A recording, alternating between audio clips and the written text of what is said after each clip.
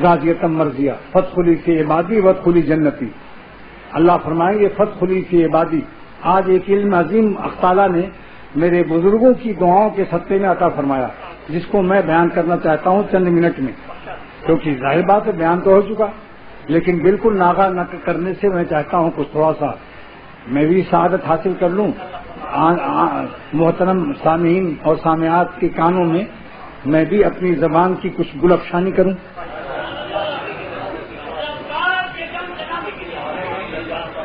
اور ہر شخص یہ کہے میری طرف دیکھ کر، گل پھینکے ہے اوروں کی طرف بلکہ ثمر بھی. یہ اس کو دیکھو، او خانہ بر انداز چمن کچھ تو ادھر بھی. یہ شعر مجھے لذیذ کیوں ہے کہ میرے مرشد شاہ عبدالغنی رحمۃ اللہ علیہ پڑھا کرتے تھے. اللہ والوں کی زبان سے یہ شعر گزرا ہوا ہے. گل پھینکے ہے اوروں کی طرف بلکہ ثمر بھی، وہ خانہ بر انداز چمن کچھ تو ادھر بھی.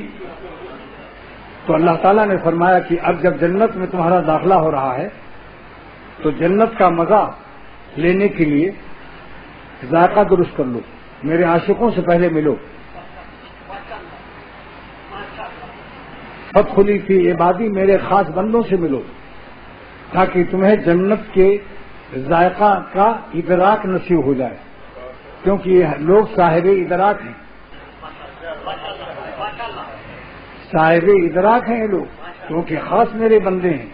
ان کی ادراک میں نے لطافت پیدا کر دی ہے.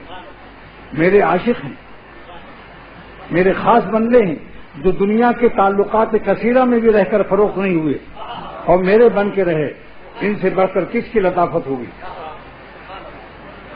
تاکہ تم کہیں تم نے جانثاری کے بجائے غداری کی ہے، لیکن میری مغفرت اور رحمت سے جنت میں آ گئے.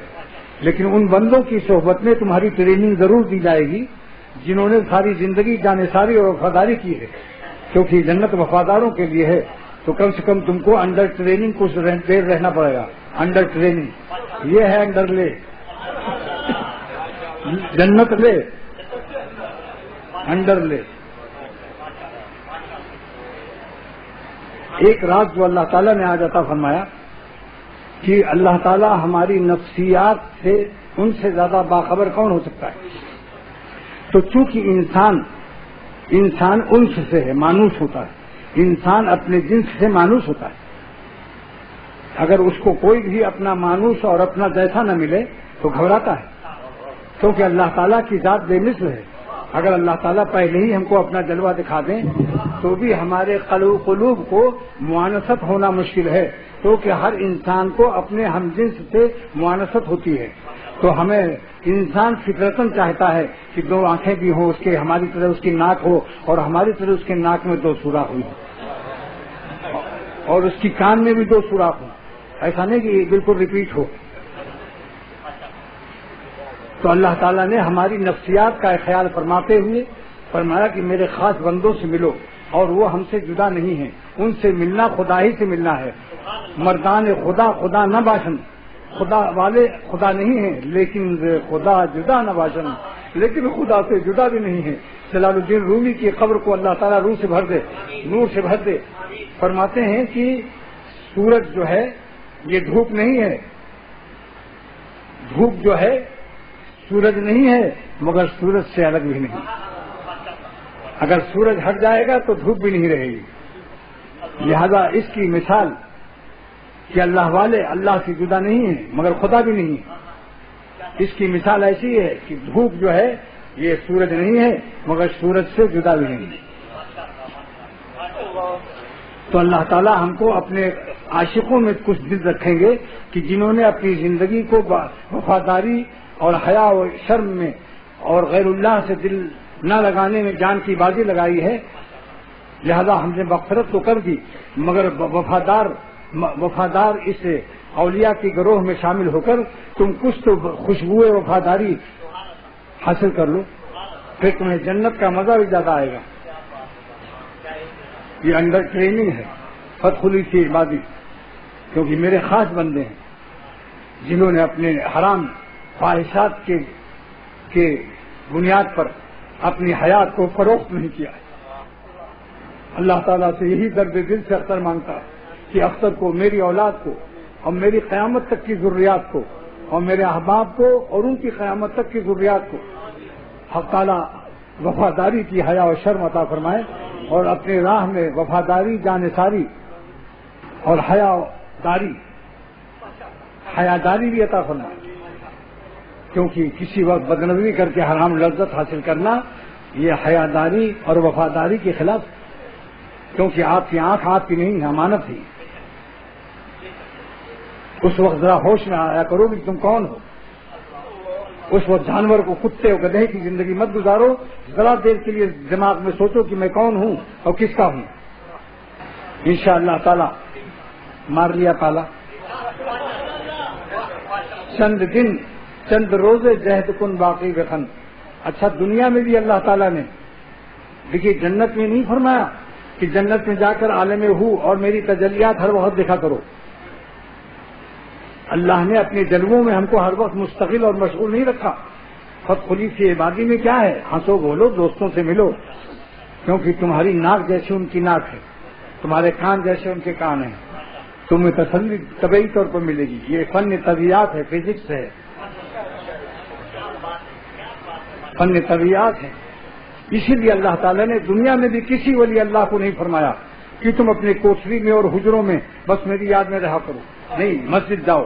ہم جماعت کو واجب کرتے ہیں، میرے عاشقوں سے بے نیازی نہیں کر سکتے ہو، مسجد جا کر اور دوستوں سے ملو ہمارے، ورنہ گھبرا جاؤ گے، دماغ غیر معتدل ہو جائے گا۔ اللہ تعالیٰ نے پاگل نہیں بنایا ہم لوگوں کو۔ یہ جماعت کی نماز میں بہت ہی اعتدال ہے۔ جن لوگوں نے ملنا جلنا اپنے دوستوں سے چھوڑا وہ غیر معتدل ہو گئے۔ اس لیے ہمارے بزرگوں نے ہم کو ہدایت فرمائی کہ اپنے احباب میں ملتے جلتے رہو، اس سے اعتدال رہتا ہے۔ تو جماعت کی نماز واجب کر کے ملاقات دوستاں واجب کر دیا۔ نام تو ہے جماعت کی نماز، مگر حقیقت میں یہ ہے کہ میرے دوستوں سے ملا کرو۔ میں نے واجب کر دیا جماعت، مگر ہے حقیقت میں جماعت دوستاں کی ملاقات۔ اور جمعے کے دن اور زیادہ تعداد بڑھا دو میرے عاشقوں کی ملاقات کا، اور عید بقرعید اور زیادہ، اور حج عمرہ کرنے جاؤ تو انٹرنیشنل عاشقوں سے ملو، نائجیرین سے، مراکشی سے، اردنی سے، مصری سے، تمام عالم کے عاشقوں سے ملو۔ تو معلوم ہوا کہ عاشقوں کی ملاقات پر حریص ہونا یہ ذوق جنتی ہے۔ یہ کیفیت خدا نہ کرے کسی پر طاری ہوگی، کسی سے ملنا جلنا سب سے ختم، اکیلے بیٹھے ہوئے۔ یہ جو شعر خواجہ صاحب کا ہے کہ اکیلے بیٹھے رہتے یاد ان کی دل نشیں ہوتی، تمنا ہے کہ اب کوئی جگہ ایسی کہیں ہوتی۔ اس کے معنی نہیں کہ ہر وقت وہیں کہیں بھی پڑے رہو، کبھی کبھی مراد ہے، مگر جماعت کی نماز کے لیے آنا پڑے گا۔ اکیلے بیٹھے رہتے تو نماز جماعت کیسے پاؤ گے؟ 20 بلب جل گئے، روشنی بڑھ گئی، تو اپنے عاشقوں میں رہنے سے روشنی بڑھ جاتی ہے۔ تو رہ گیا تنہائی کی عبادت کیوں ضروری قرار دی گئی؟ یہ بھی ہماری فطرت ہے، یہ بھی ہماری فطرت کی رعایت کی گئی کہ بعض وقت میں دل چاہتا ہے ایسی جگہ روئیں کہ کوئی اور دیکھنے والا نہ ہو، اور بخاری شریف کی اس حدیث پر عمل ہو جائے، رجل ذکر اللہ خالیا ففاضت عیناہ، جو آدمی تنہائی میں روئے اس کا آنسو کوئی نہ دیکھے، قیامت کے دن اس کو عرش کا سایہ ملے گا۔ لہذا یہ نعمت خلوت یہ ہے کہ کبھی اکیلے رو اللہ کی یاد میں کہ تمہارا کوئی آنسو نہ دیکھے۔ بس مضمون ختم ہو گیا آج۔